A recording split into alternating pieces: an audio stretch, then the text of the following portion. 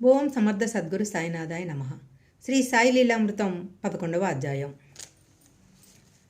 ఒక వేసవి సెలవులలో నానా చందోర్కర్ తన స్నేహితులతో కలిసి హరిశ్చంద్రగుట్ వెళ్ళారు. మధ్యలో అతడు ఎండకు డస్సిపోయి నీరు త్రాగకుండా నేను ఒక్క అడుగైనా వెయ్యలేను, సాయే నన్ను కాపాడాలి అని ఒక బండ మీద కూలబడ్డాడు. మరుక్షణమే ఒక బిల్లుడు కట్టెలు మోసుకొని వస్తూ నానాతో, మీరు కూర్చున్న బండ కింద మంచినీరుంది, తాగండి అన్నాడు. చూడగా ఆ బండ కింద స్వచ్ఛమైన మంచినీరు ఉంది. అతడు తన దప్పిక తీర్చుకున్నాడు. సరిగ్గా అదే సమయంలో షిరిడీలో సాయిబాబా నానా దప్పికతో చావనున్నాడు, కానీ నేను చావనివ్వను అని అన్నాడని తెలిసింది. అన్నా సాహెబ్ బాబ్రే షిరిడీ వెళ్ళినప్పుడు అతని గ్రామంలో ప్లేగు చెలరేగింది. అందరూ ఊరు విడిచి వెళ్ళిపోయారు. అతని భార్య బిడ్డ మాత్రమే అక్కడ ఉండిపోయారు. ఆ వ్యాధి అంతరించి గ్రామస్తులు తిరిగి వచ్చేదాకా సాయి ఆమెకు 10-12 సార్లు సాక్షాత్కరించి అభయమిచ్చారు. ఒకరోజు రామగిరిబువ అనే గోసాయి ఇంటికి వెళ్ళటానికి బాబాని సెలవు కోరాడు. సాయి అతనిని బాపూగిర్ అని సంబోధించేవాడు. ఆయన, నువ్వు మొదట జామనేర్ వెళ్ళి నేనిచ్చే ఊది ఆరతి పాట నానా చందోర్కర్కి ఇచ్చి తర్వాత మీ ఊరు వెళ్ళు అన్నారు. నేను దానికి సిద్ధమే, కానీ నా వద్ద డబ్బు జల్గాం వరకే సరిపోతుంది. ఆ పైన జామ్నేర్కు బండిలో సుమారు 3 మైళ్ళు వెళ్ళాలి. ఎలా అన్నాడు రామగిర్. అన్ని ఏర్పాట్లు జరుగుతాయి, వెళ్ళు అన్నారు సాయి. అర్ధరాత్రి 2 గంటలకు అతడు జల్గాం చేరాడు. అతని వద్ద 2 అణాలు మాత్రం మిగిలాయి. అతడికి దిక్కుదోచలేదు. ఇంతలో ఒక బిళ్ళబంటోత్ అతని వద్దకొచ్చి, షిరిడీ నుండి వచ్చిన బాపూగిరి ఎవరు అని విచారించి కోసం చందోర్కర్ టాంగా పంపాడని చెప్పి తీసుకెళ్లాడు. టాంగా జామ్నేర్ పొలిమేరల్లో చేరగానే రామగిర్ లఘుసింకకు వెళ్ళి వచ్చేసరికి టాంగా ఎక్కడా కనపడలేదు. ఆ సమయంలో నానాసాహెబ్ కుమార్తె మైనతాయి ప్రసవ వేదన పడుతుంది. సరిగ్గా సమయానికి రామగిరి వచ్చి ఆరతి పాట ఊది ఇచ్చాడు. నానా సంతోషంతో మైనతాయికి ఊది ఇచ్చి సాయికి హారతి ఇవ్వగానే ఆమెకు ప్రసవమైంది.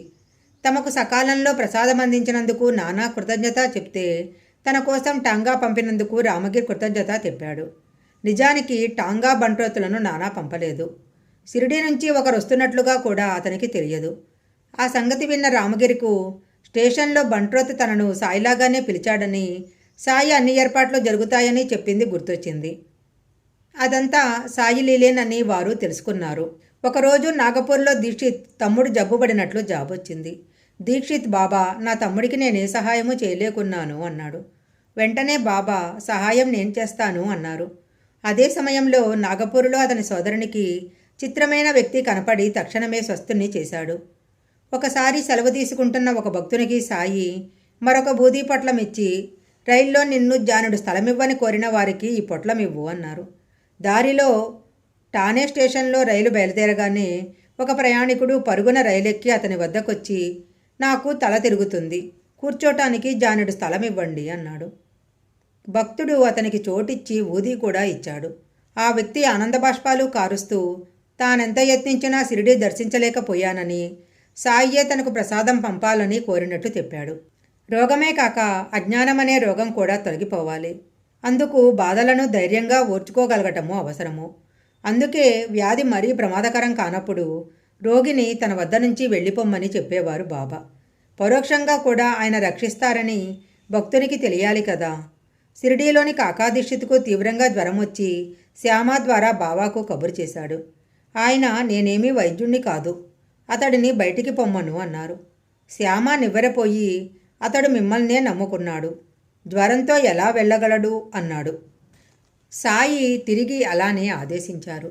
సెలవు తీసుకోవటానికి కాక మసీదుకు రాగానే సాయి, నీవింటికి పో, ఎలా వచ్చిన జ్వరం అలానే 4 రోజుల్లో పోతుంది.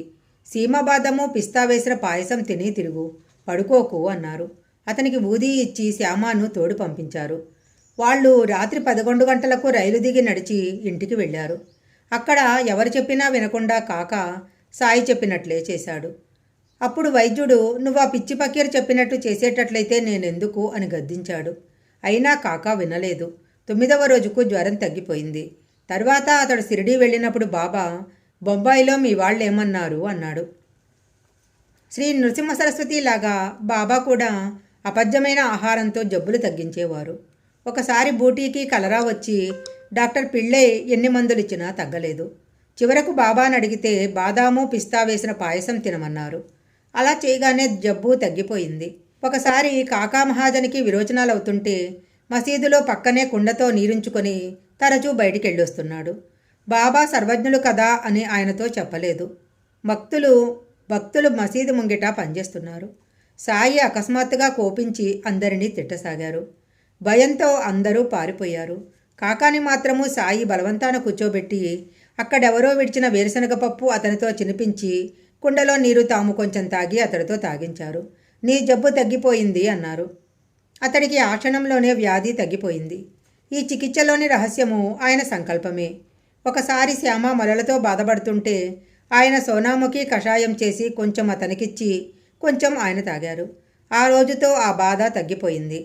3 సంవత్సరాల తర్వాత శ్యామకు ఆ వ్యాధి మరలా వచ్చింది. వెనక బాబా చేసిన వైద్యమే అతడు చేసుకుంటే వ్యాధి తీవ్రమై మరలా సాయి అనుగ్రహంతోనే బూదీతో తగ్గింది. రఘువీర్ పురందరే మొదటిసారి షిరిడీ బయలుదేరినప్పుడు అతని బిడ్డకు బాగా జ్వరం వచ్చింది. అతని భార్యకు తోడుగా అతని తల్లి ఉంటానన్నది, కానీ అతను పట్టుబట్టి ఆమెను కూడా తనతో తీసుకెళ్ళాడు. వాళ్ళు షిరిడీ వెళ్ళిన 3వ రోజు పురందరే భార్యకు బాబాలో కనిపించి